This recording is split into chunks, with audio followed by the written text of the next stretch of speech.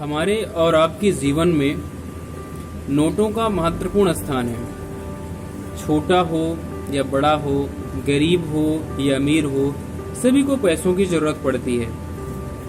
हमारे यहाँ एक कहावत है, बाप बड़ा ना भैया, सबसे बड़ा रुपया।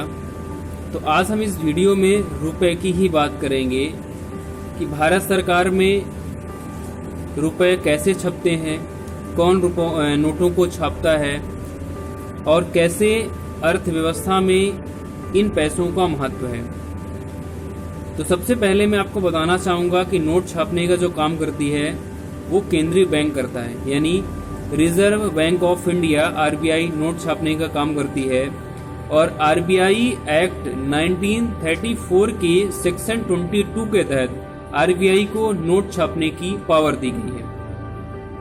आरबीआई की एक यूनिट काम करती है नोट छापने का। इस यूनिट का नाम है भारतीय रिजर्व बैंक नोट मुद्रण प्राइवेट लिमिटेड। अब आपके मन में एक सवाल उठता होगा कि आरबीआई कितने नोट छापती है।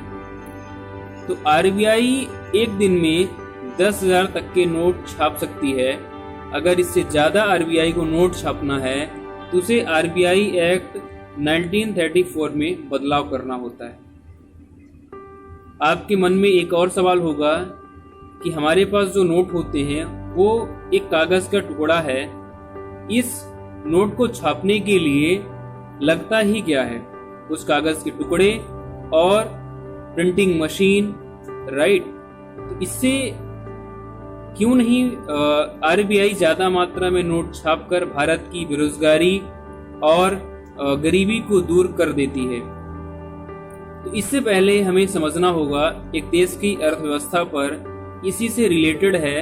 आप इस देश की इस कहानी को अगर आप सुन लेंगे तो आपके जो अगर जहन में सवाल उठता होगा तो ये खत्म हो जाएगा। इस देश का नाम है वेनेजुएला। वेनेजुएला में 1 लाख तक की करेंसी की वैल्यू 0 हो गई थी। साल एक ऐसा ही था जब वेनेजुएला में कच्चे तेल की कीमत में गिरावट आई। हम आपको बता दें कि वेनेजुएला की अर्थव्यवस्था 96% कच्चे तेल पर निर्भर करती है। एक साल था जब कच्चे तेल की कीमत में गिरावट आई और वेनेजुएला सरकार ने अपनी अर्थव्यवस्था को मेंटेन करने के लिए, यानी भुखमरी को कम करने के लिए, बेरोजगारी को कम करने के लिए वेनेजुएला सरकार ने ज़्यादा मात्रा में नोट छापना स्टार्ट कर दिया।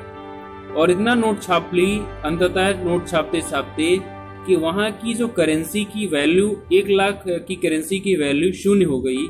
मतलब अगर आपको 1 किलो टमाटर खरीदना होता तो आपको 1 लाख रुपए देने होते। अब इसको और साधारण शब्दों में समझते हैं। आपने यहाँ की कहावत सुनी होगी, 1 अनार 100 बीमार, यानी अनार खाने वाले 100 और अनार कितना 1। अब 1 अनार को जब 100 लोग खरीद रहे हैं तो सबने अलग अलग कीमत लगाई होगी। मेरे पास अगर 10,000 रुपए हैं तो मैं 10,000 देने के लिए तैयार हूँ। किसी के पास 50,000 है, 50,000 देने के लिए तैयार है। और किसी के पास 1 लाख रुपए हैं तो 1 लाख रुपए देने के लिए तैयार है।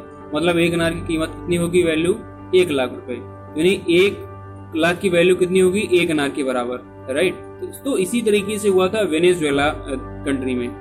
तो ये भी मेंटेन करना होता है आरबीआई को, कहीं हमारी जो करेंसी है इतनी ज्यादा न छप जाए कि उत्पादन कम हो जाए और हमारी नोट की जो वैल्यू है वो गिर जाए।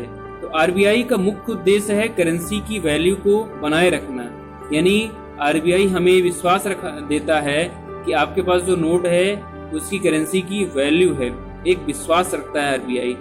वैसे भी आरबीआई जो नोट छापता है उतनी ही मात्रा में छापता है जितनी मात्रा में उसके पास सोना और फॉरेन रिजर्व होती है, उससे अधिक आरबीआई नोट नहीं छापता है। तो आपने ये समझा कि आरबीआई नोट क्यों नहीं अधिक मात्रा में छापता है। आरबीआई को ये सब चीजें मेंटेन करनी होती है, केवल नोट छापने से अपनी अर्थव्यवस्था को कमजोर नहीं कर सकता है। अब हम नेक्स्ट वीडियो में बात करेंगे कि आरबीआई किस तरीके से महंगाई को कंट्रोल करता है, महंगाई को किस तरीके से कम ज़्यादा करता है। ये जो वीडियो रहेगा बैंकिंग से रिलेटेड रहेगा, मतलब टोटली बैंकिंग के फॉर्म में हम बात करेंगे। आज हमने ये जाना कि आरबीआई किस तरीके से नोट नहीं छापता है। आरबीआई, अगर हम बात करें तो आरबीआई जो मॉनेटरी पॉलिसी इशू बनाता है उसमें बहुत सी चीजें होती हैं।